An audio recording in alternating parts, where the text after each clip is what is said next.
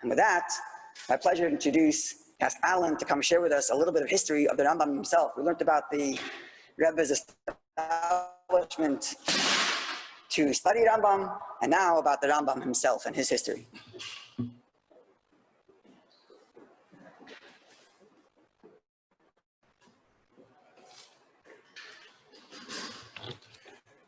Thank you, Rabbi Levy, for the lovely introduction. Again, welcome everyone. I'd like to acknowledge and commend all the people who worked so hard to put this program together. I am sincerely honored to be standing here before you this evening for a commemoration of the completion of our study of the 39th cycle of Maimonides' magnum opus of Jewish law. I have to say, when I first received the call from Rabbi Levy, when he asked me to speak tonight, I was a bit overwhelmed, as I'm not used to public speaking. But at the same time, I felt thrilled to be asked. I hope you'll find me up to the task. The Rambam was born in the year 1135 in the town of Cordova, Spain. His father, Maimon, was a direct descendant of King David. He held the revered position of judge in Cordova's Beit Din, and in addition to his vast knowledge of Torah, he was renowned for his proficiency in the field of mathematics and astronomy. His legacy was a multifaceted education in scripture and worldly sciences that he imparted to his son, who in turn took this knowledge to the next level. In addition, he strongly advised his son to study medicine and philosophy. A turning point in the young life of the Rambam occurred when the Muslims seized control of Spain in 1148, when he was merely the age of bar mitzvah. They permitted no other religion to be practiced other than their own, and consequently, the Jews were given three incomprehensible choices. One, conversion to Islam. Two, death. Or three, expulsion from their native land with what only possessions they could carry. The Maimon family chose the third option. They left Spain, and after spending a nomadic life of 15 years, they finally settled in Egypt. There, they were granted complete religious, cultural, and communal freedom. The Rambam earned a degree in medicine and became extremely proficient in this profession.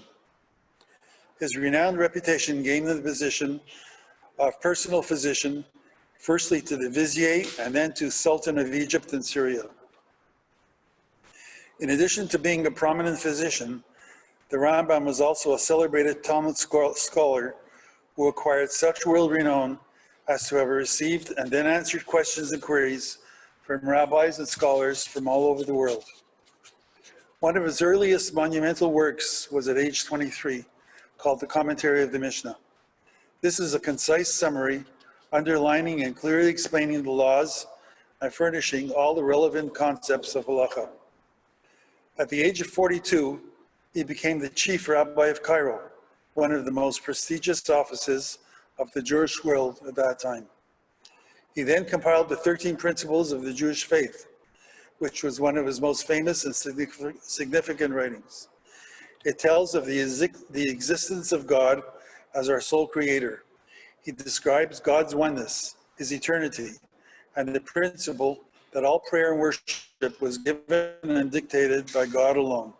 He continues on to state that he is immutable and is able to communicate with prophets, of which he insisted that Moses, our Moshe Rabbeinu, is the greatest of all time.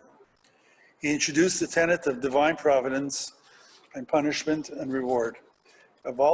As if all of this was sufficient to immortalize him, he then embarked on the codification of Jewish law, which at that time was beyond the understanding of the average person. Moshe, the Rambam, arranged a clear-cut practical code that was nothing less than brilliant. Another work of his was the Sefer HaMitzvot, which enumerates the 613 mitzvot.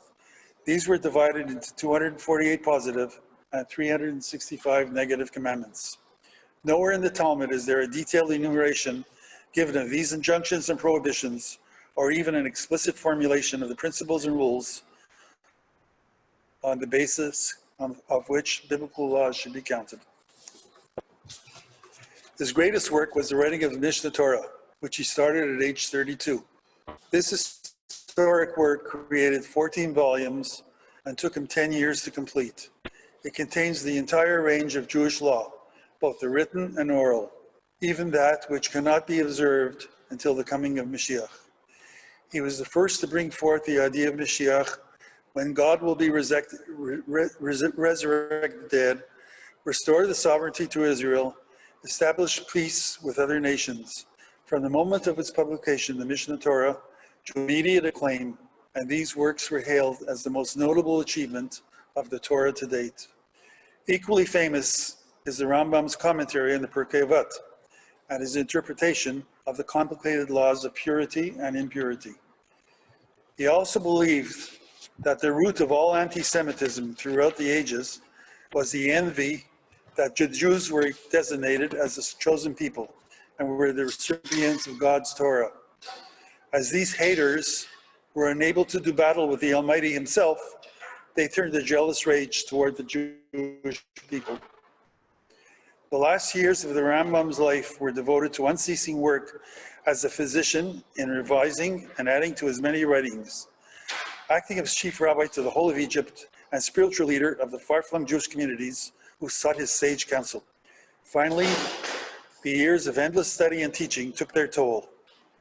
At the age of 60, he started suffering from various ailments and weaknesses, and on the 20th Tevet in 1204, he passed away when he was close to the age of 70. He was buried in Tiberias in the Holy Land, and on his tombstone was written, "From Moses to Moses, there has never been another Moses," a telling epitaph of his greatness. In summary, I have successfully conveyed to you the fact that the Rambam was the most authoritative Jewish scholar of his time on Jewish law and religion. I will leave you with a prayer to the Rambam. May God bless you in Gan Eden as he blessed you on earth, and may he continue to bless you in the time of Mashiach and the resurrection. Thank you for your attention.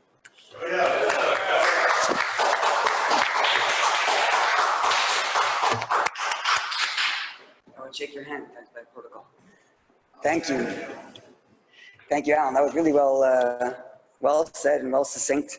Really get an appreciation for the... I must thank my wife for editing these papers, and without her, I could never have done it. So I think Karen's watching. So thank you, Karen. Thank you, Allan.